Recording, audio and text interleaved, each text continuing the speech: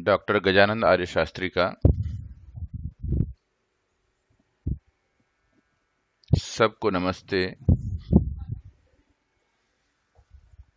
कठोपनिषद के पिछले 6 वीडियो में हमने उपनिषद की कथा का लगातार चिंतन किया और इस उपनिषद की कथा में ब्रह्म ज्ञान के विषय में नचिकेता ने यमराज के माध्यम से जो प्राप्त किया,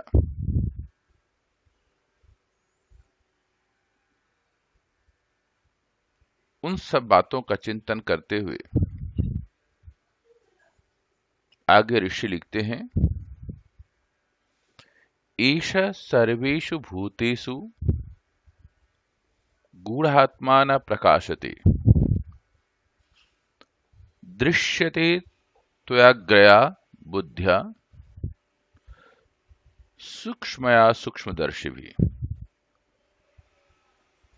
यह सबका आत्म स्वरूप परम पुरुष समस्त प्राणियों में रहता हुआ भी माया के पर्दे में छिपे होने के कारण सबसे प्रत्यक्ष नहीं होता। केवल सूक्ष्म तत्वों को समझने वाले पुरुषों के द्वारा अति सूक्ष्म तीक्ष्ण बुद्धि के द्वारा देखा जा सकता है।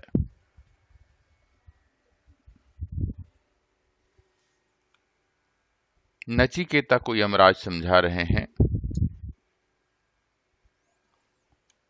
किस प्रकार परम तत्व का दर्शन किया जा सकता है।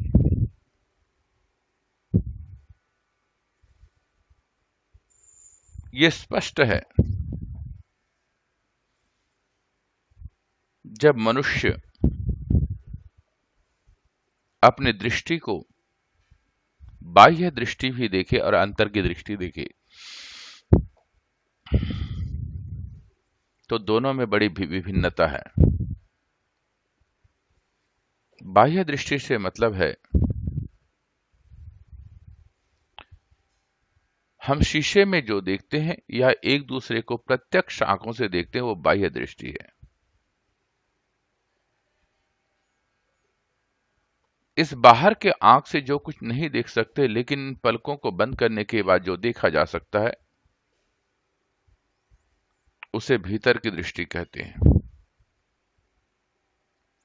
यह सत्य है कि शरीर को हम देख सकते हैं, लेकिन हम अपने मन को और बुद्धि को नहीं देख सकते, अनुभव कर सकते हैं।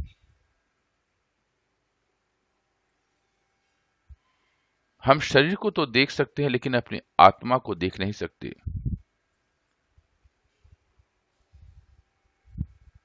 आत्मा के बिना शरीर गति नहीं करता। आत्मा के बिना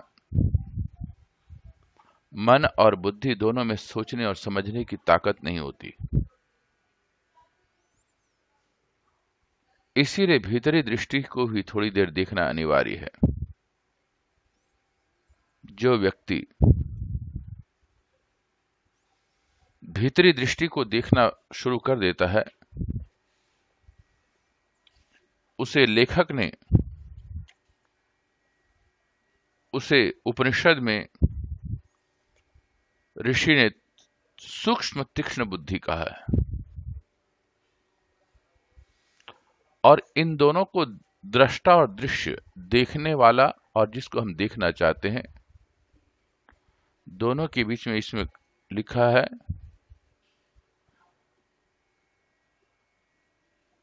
एक सूक्ष्म माया का पर्दा है।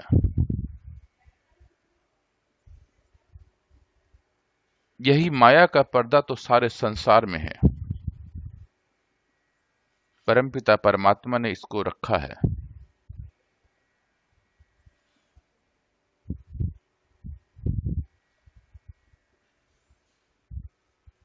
देखने का सूक्ष्म दृष्टि यह हो सकता है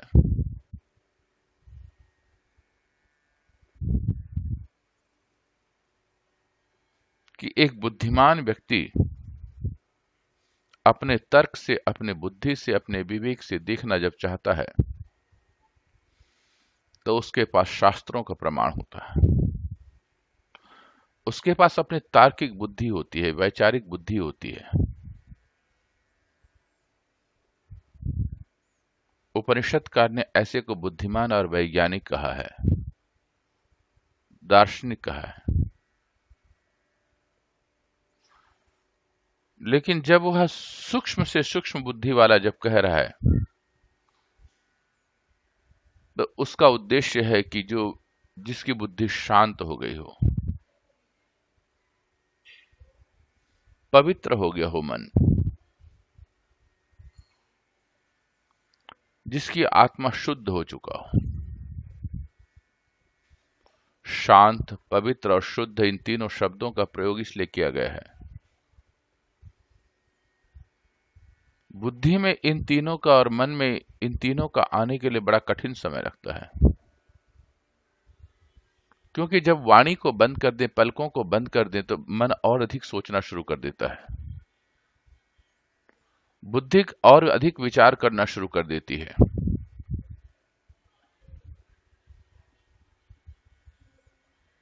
तब वह बुद्धिमान तो हो सकता है, लेकिन उसकी बुद्धि सूक्ष्म बुद्धि वाला नहीं हो सकता, शांत बुद्धि वाला नहीं हो सकता, विवेक के से गहराई में जाकर के अंतर्दृष्टि को देखने वाला नहीं हो सकता।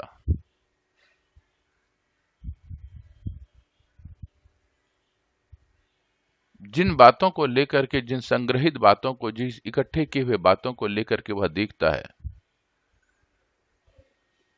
पलकों को बंद करने के बाद उसे माया कह सकते हैं। माया का एक तत्व तो वो है जिसको उसने बहुत सारा इकट्ठा करना प्रारंभ कर दिया है, बचपन से लेकर के बुढ़ापे तक।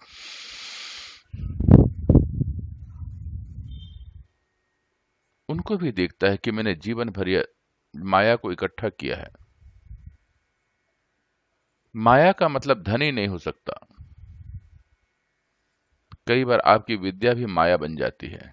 जब विद्या अहंकार से युक्त हो जाता है, तो माया की तरह आपको छल करती है, आपके अंदर भ्रम पैदा कर देता है कि मैं बहुत ज्यादा विद्वान हूं, लेकिन दृष्टा नहीं,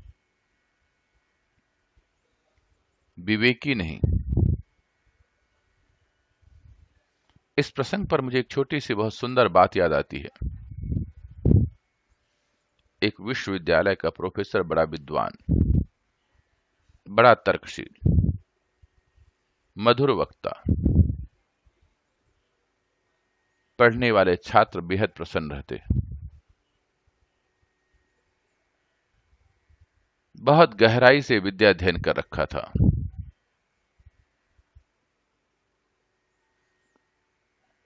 एक दिन कक्षा में एक छात्र ने बड़ा गूढ़ प्रश्न कर दिया।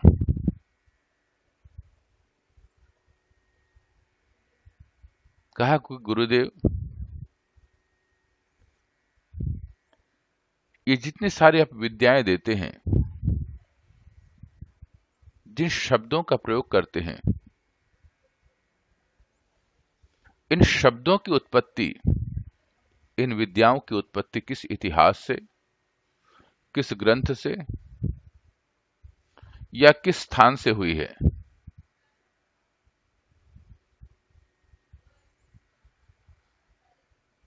आज प्रोफेसर के मन में एक नई प्रश्न पैदा हुआ।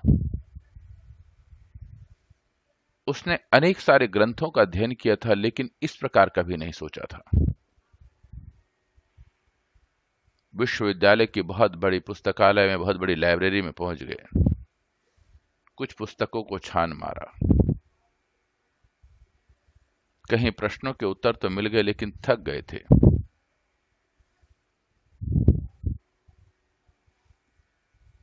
आज उनके मन में भी एक विचार उत्पन्न हुआ कि सचमुच जानूं तो सही, इस शब्द की उत्पत्ति कैसे और कहां से होती है।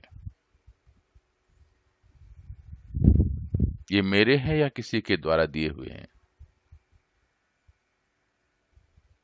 थोड़ी गहरी नींद आ गई।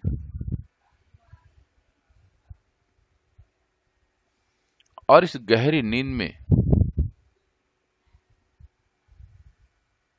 एक लंबी गहरी सांस लेकर के थोड़ी देर के लिए सो गया। बैठे हुए कुर्सी पर हैं, सामने में टेबल है,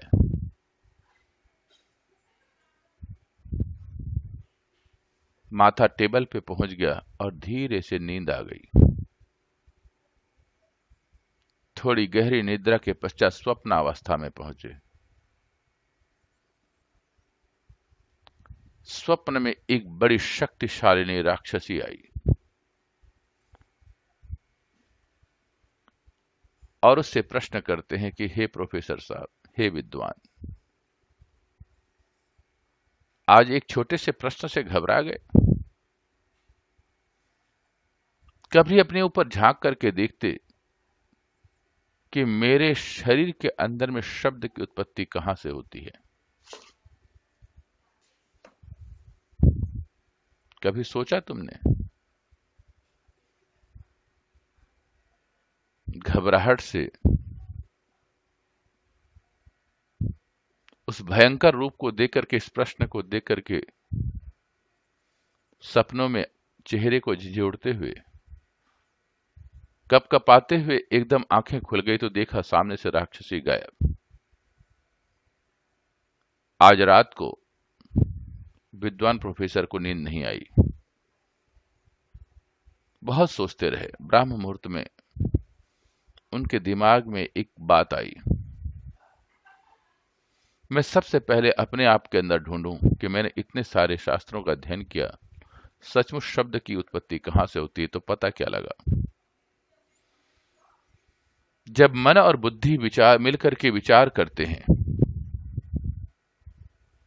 और किसी बात को प्रकट करना चाहते हैं वाणी के माध्यम से, तो शरीर में हलचल उत्पन्न होता है और उस हलचल से हमारे मुख विवर से, हमारे मुंह से एक ध्वनि निकलती है, एक वायु निकलती है, एक नाद निकलता है। मन और बुद्धि के स्पर्श से वो शब्द बन जाता है। फिर आपके मन के विचार आपके शब्दों में प्रकट होने लग जाते हैं। आपकी तार्किक बुद्धि के विचार आपके शब्दों में प्रकट होने लग जाते हैं। लेकिन किसी कारणवशात अचानक आपका मन, आपकी बुद्धि दोनों विचलित हो जाए तो शब्द में विभिन्नता आ जाती है। वो शब्द भी नहीं मिलते कई बार।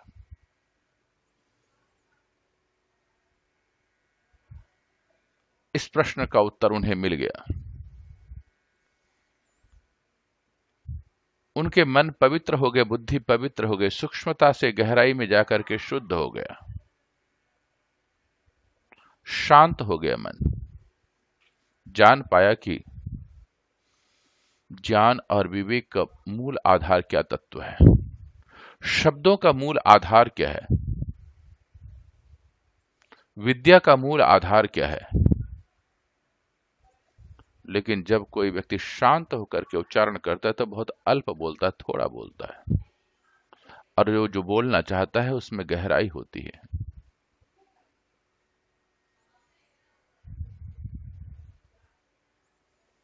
उसी गहराई से युक्त शब्द को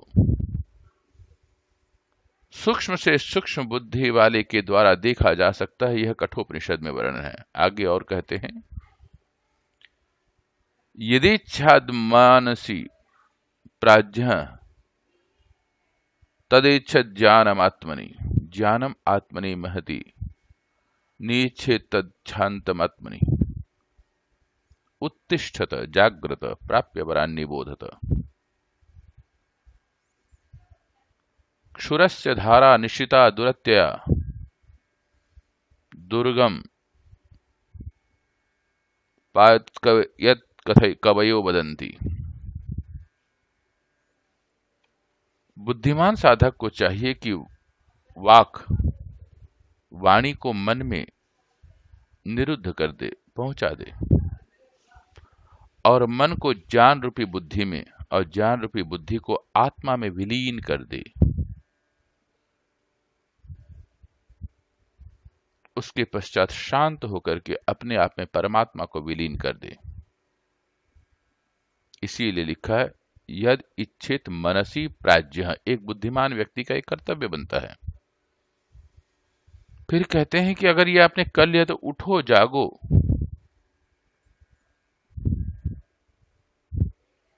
श्रेष्ठ महापुरुषों की तरह उस पर ब्रह्म को जान लो। लेकिन ज्ञानी पुरुष और तत्व ज्ञान का जो मार्ग है, इन दोनों के लिए वो सावधान करते हैं, यह मार्ग बड़ा दुर्गम है, और ऐसा दुर्गम है जैसे छुरे या तलवार के धार पर चलने की बराबर है, बहुत कठिन है।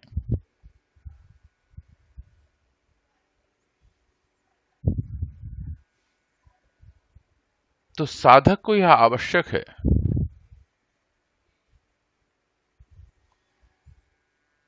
सबसे पहले अपनी वाणी को शांत करके, मौन करके अपने मन के पास ले जाए और मन से पूछे कि हे मन, अगर मैं कम बोलूं और तुम जो चाहते हो उसको अधिक न बोलो, वही बोलूं जो आवश्यकता हो, और मन के पास कह दे कि इसको रखो संभाल करके, तुम्हारे बिना मेरी वाणी नहीं है। फिर मन से कह दे कि हे मन, तुम बुद्धि के पास जाकर के विचार करते, और बुद्धि जो कहती है मन उसको प्रेषित करता है कि ऐसी बात बोलो। तुम मन को बुद्धि के पास समर्पित कर दे,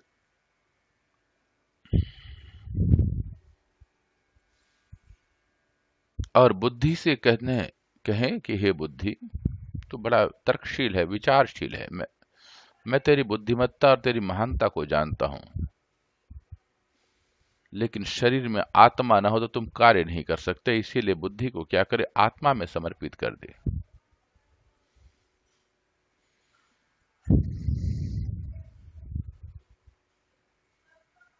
जब समर्पित कर देता है तो उसके पश्चात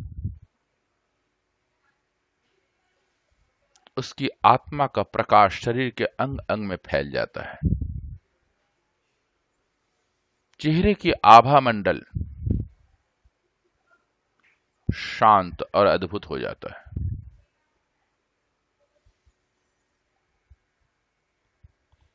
उस शांत और अद्भुत आभा मंडल के साथ आत्मा को जब परमात्मा में विलीन कर देता है तो उसकी आत्मा में अनेक प्रकार के जो कर्म फल हैं वो सब समाप्त हो जाते हैं, भस्मीभूत हो जाते हैं। फिर ईश्वर जो चाहेगा वही तुम बोलोगे, ईश्वर जो चाहेगा वही तुम सोचोगे। कई संसार में व्यक्ति एक प्रकार के कार्य करते चले जाते हैं और वो सोचते हैं कि ये सब ईश्वर की इच्छा है। मनुष्य कर्म करने में स्वतंत्र है, इसीलिए अलग अलग प्रकार के अपने विचारधारा बना लेता है और वो सोचता है कि यही ही ब्रह्म है, यही मनुष्य का उद्देश्य है। पर ध्यान रखें कि वो सांसारिक कृत्य है। सांसारिक विचारधाराओं का एक बोझ बना लेना। यहां तो कह दिया कि ना आपने सोचना है, क्योंकि आपने मन को तो समर्पित कर दिया बुद्धि को, और बुद्धि को आत्मा को समर्पित कर दिया, और ना आपका मन है ना बुद्धि है।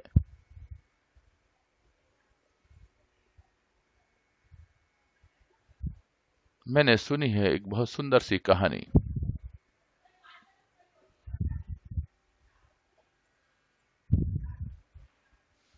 एक बार एक नौकर बड़ा ही ऊर्जावान था, एक व्यापारी के पास पहुंचा और कहा कि मुझे जितना मर्जी काम दे दो, मैं काम करता रहूं, मैं थकता नहीं हूं।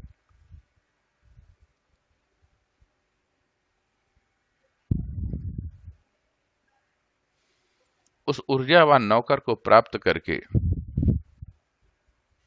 वह व्यापारी बड़ा प्रसन्न हुआ, मेरा तो बहुत सारा काम आसान हो जाएगा। लेकिन उसने शर्त रखा, अगर आप मुझे काम नहीं दे पाए तो अब मैं आपको खा जाऊंगा। तो व्यापारी ने कहा कि मेरे पास तो लाखों काम है, चिंता मत करो। लेकिन वह नौकर भी बड़ा दिव्य था, ऐसा दिव्य कि कुछ भी कहो क्षण मात्र में काम पूरा कर दे। कहीं न कहीं ऐसा लग रहा था कि वह परमात्मा का भेजा हुआ कोई दूत हो, जो अद्भुत शक्ति से युक्त है। व्यापारी उससे जो भी काम कहे कुछ देर में करने के पश्चात सामने खड़ा हो जाए, बोले अगला काम बताओ। फिर नया काम बताया, वो भी पूरा कर दे। ऐसे जो भी कार्य कहो पूरा करता जाए। लेकिन एक दिन जब व्यापारी के पास काम समाप्त था तो उसने नौकर ने आकर के कहा कि काम बताओ, नहीं तो मैं तुम्हें खा जाऊंगा। आज घबराया व्यापारी।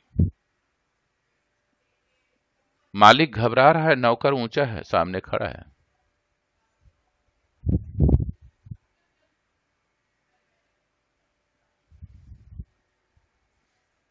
तब भागा भागा मालिक एक साधु के पास जाता है, उनके चरणों में गिर करके कहा कि मेरा नौकर तो मुझे खा जाना चाहता है। साधु ने अपनी दिव्य दृष्टि से देखा कि ये तो सचमुच बहुत परेशानी का कारक है। वो समझ गए कि वो आसान नौकर नहीं है, कोई दिव्य पुरुष है। आज व्यापारी को समझाने के लिए आया था, जो 24 घंटे व्यापार में मस्त रहता था, थोड़ी देर के लिए भी अपने इस बारे में सोचने के लिए समय नहीं निकालता था। सोता जागता जब भी उसकी आंखें जागृत रहती, जब उसका मन जागृत रहता था, व्यापार के बारे में ही सोचता रहता था। कभी अपने बारे में सोचने के लिए समय नहीं निकाल पाया। तो परमात्मा ने उसे अपने दिव्य शक्ति को भेजा था कि इसे समझाओ कि थोड़ी देर अपने लिए भी चिंतन करे।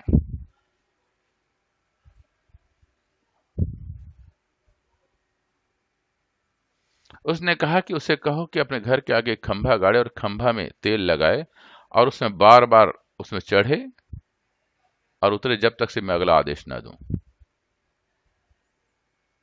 उसने उस मालिक के घर के आगे एक बहुत बड़ा खंभा गाड़ दिया, जिसमें खूब सारा तेल लगाया जा, ताकि आसानी से चढ़ा ना जा सके, फिसलता रहे। लेकिन था तो वो दिव्य नौकर, उसमें भी वो चढ़ जाता और उतर जाता, जब तक से उसको व्यापारी अगला आदेश न देना चाहे। लेकिन व्यापारी के मन में भी घबराहट पैदा हुई, कहीं इस बार मैंने दूसरा काम बताया और काम खत्म हो गया तो। क्योंकि कई बार ऐसी स्थिति होती है, अगली बार हम सही तरह सोच नहीं पाते हैं, जब हमारा मन उदास हो या बहुत दुखी हो, जो सही बात समझ में नहीं आता। क्या इस बात को सोच करके मालिक घबराया।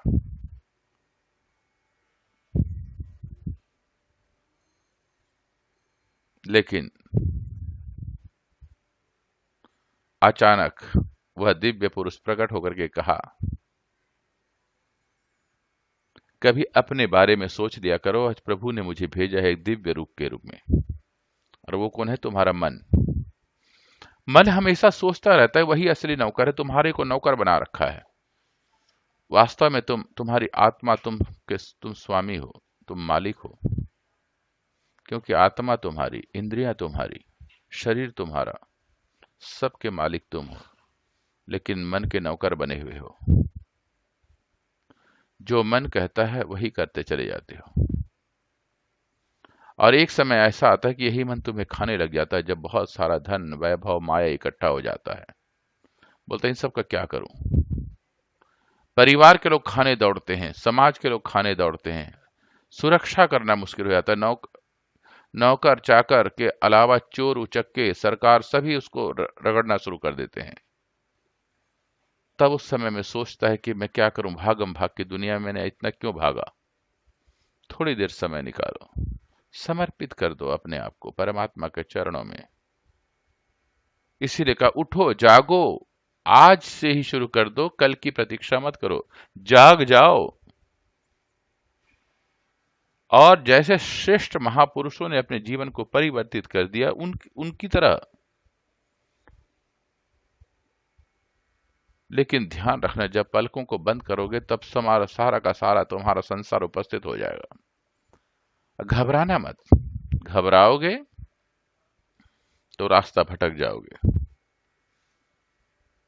आगे कहते हैं, अशब्दम अस्पर्शम रूपम अव्ययम तथा रसम नित्यमगंधवच्च नाचिकेतम उपाख्यानम मृत्योक्तम सनातनम उक्त्वाश्रुतम च मेधावी ब्रह्मलोके मनीयते। शब्द रहित, स्पर्श रहित, रूप रहित, रस रहित, गंध रहित,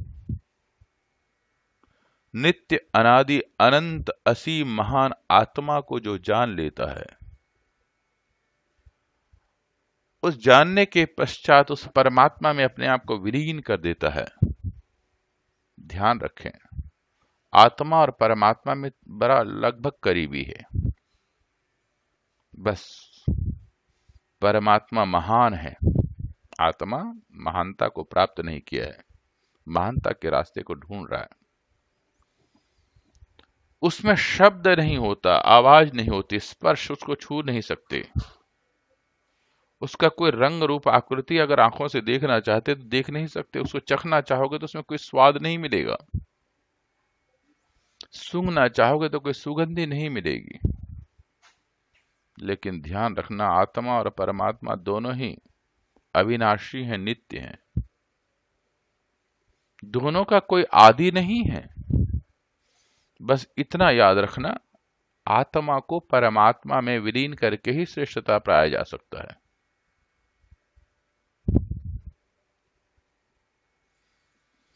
इसीलिए हे नचिकेता,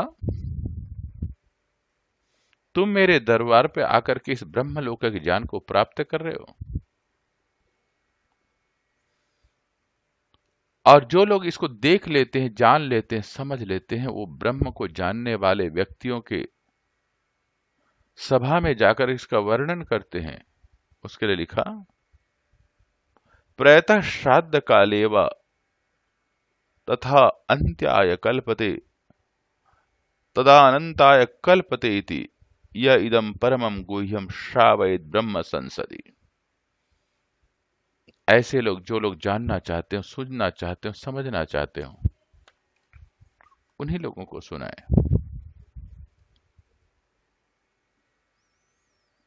अगर आप ये सोचते हो जो लोग जिसके योग्य नहीं है उनको तुम उनको समझाने की कोशिश करोगे,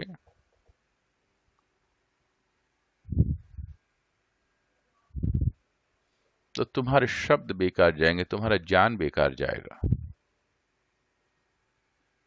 क्योंकि यह अनेक जन्म जन्मांतरों का फल होता है। हर व्यक्ति अनेक सारे जन्मों को पार करके मनुष्य लोक को प्राप्त करता है, साथ में अपने संस्कार लाता है। बहुत कम लोग हैं जो ब्रह्म को जानना चाहते हैं। जो लोग बहुत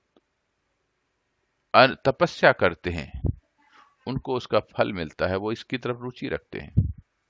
इसीलिए जो व्यक्ति रुचिकर इन शब्दों को नहीं सुनना चाहता उनको ना सुनाए, जो सुनना चाहते उसे अवश्य सुनाए। अगर आपने अनुभव के माध्यम से सुना दिया तो भी आपको ब्रह्मलोक की प्राप्ति होगी। आप दर्शन करते हैं तो भी ब्रह्मलोक को प्राप्त होते हैं। तो नचिकेता को यमराज कहना चाहते हैं कि हे नचिकेता, तुम तो मृत्यु के पास आकर के मृत्यु को पार कर चुके हो। आज मैं तुम्हें जो ब्रह्म ज्ञान दे रहा हूं, मैं देख रहा हूं तुम्हारे अंदर वो ज्ञान और प्रकाश दिख रहा है। तुम्हारे चेहरे की आभा मंडल परिवर्तन हो रहा है। अगर तुमने संसार के कल्याण के लिए इस सब बातों को अपने मुख से सुना दिया तो तुम साक्षात ब्रह्मलोक को प्राप्त करोगे। तो मनुष्य को सबसे पहले साधना करनी चाहिए, स्व ज्ञान प्राप्त करना चाहिए, फिर परमात्मा के चरणों में बैठ करके उससे अपने उसके दीप से अपने दीप को जला लें, अपने आत्मा को जला लें, अपने मन को प्रकाशित कर लें, अपने बुद्धि और विवेक को उसके चरणों में रख दें और कहे कि हे प्रभु, मैं तेरे आदेश को पालन करना चाहता हूं। और उसके दिए हुए आदेश को कर्तव्य समझ करके जो व्यक्ति प्रारंभ कर देता है और करना शुरू कर देता है,